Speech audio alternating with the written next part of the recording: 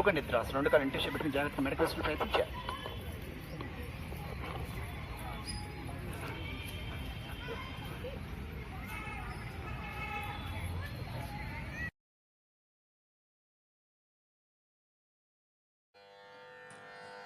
తస్య సంజనయన్ హర్షం కురు వృద్ధః పితామహః సింహనాదం వినద్యోచ్చైః శంఖం దద్మౌ ప్రతాపవాన్ అని ఇట్లు పలుకుచున్న దుర్యోధనునకు ఉత్సాహమును కలుగచేయువాడే కురుకుల పితామహుడును అసమాన ప్రతాపశాలియగు అగు భీష్ముడు సింహనాదము చేసి శంఖమును పూరించెను.